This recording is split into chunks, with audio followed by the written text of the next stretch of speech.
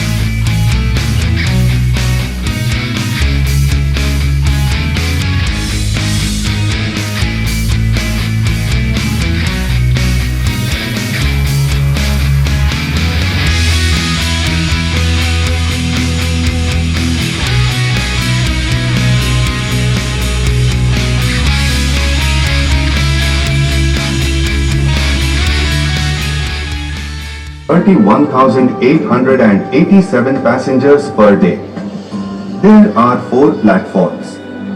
Warangal is district headquarters of Warangal district. 01 train originates and 137 trains halt at Warangal station. Amrit Bharat scheme envisages modernizing railway station to provide passengers with better facilities. This includes upgrading infrastructure, improving cleanliness and enhancing passenger amenities. By improving facilities such as waiting areas, seating arrangements, washrooms and catering services, the scheme aims to enhance the overall passenger experience at railway stations and emphasizes the importance of safety and security at railway stations. Railway పర్యావరణంలో సంభవిస్తున్న భారీ మౌలిక సదుపాయాల కల్పన, record స్థాయిలో విద్యుద్దీకరణ మరియు ఆధునిక రైలు ప్రయాణ సౌకర్యాలు అభివృద్ధికి సాక్షిభూతంగా నిలుస్తున్నాయి. నూతన రైల్వే నూతన భారతదేశం అనే లక్ష్యం ఈ వేగవంతమైన మార్పులకు దారితీసింది. సుసంపన్నమైన చారిత్రక నేపథ్యం మరియు సాంస్కృతిక వైవిధ్యం గల తెలంగాణ రాష్ట్రం ఈ అభివృద్ధిలో కీలకమైన భూమికను పోషిస్తున్నది. గత 10 ఏళ్లలో రైల్వే మంత్రిత్వ శాఖ ప్రత్యేక దృష్టి సారిస్తూ రైల్వే బడ్జెట్ ని దాదాపు 20 రెట్లు అధికంగా కేటాయించింది. దీంతో పాటు అనేక కొత్త ప్రాంతాలను మొదటిసారిగా రైలు మార్గంతో అనుసంధానించడమే కాకుండా డబ్లింగ్, ట్రిప్లింగ్ ద్వారా సామర్థ్యాన్ని పెంచి రైలు రవాణాను సౌకర్యవంతం గావించాయి. నేడు వేగవంతంగా ఆధునీకరణ దిశలో ప్రయాణిస్తున్న భారతీయ రైల్వేకు రైల్వే స్టేషన్లు ప్రధాన సాక్షిగా నిలుస్తున్నాయి. ఆధునిక నిర్మాణాలతో మరియు ప్రపంచ స్థాయి సౌకర్యాలతో అనేక స్టేషన్లు పునరాభివృద్ధి చేయబడుతున్నాయి. రైలు ప్రయాణికుల పెరుగుతున్న ఆకాంక్షలకు అనుగుణంగా రైల్వే స్టేషన్ల పరిసర ప్రాంతాల పునరాభివృద్ధి ముందుకు సాగుతున్నది. ఇందులో భాగంగా రైల్వే మంత్రిత్వ శాఖ దీర్ఘకాలిక విధానంతో స్టేషన్ల నిరంతర అభివృద్ధి కోసం అమృత్ భారత్ స్టేషన్లు అనే సరికొత్త పథకాన్ని ప్రారంభించింది.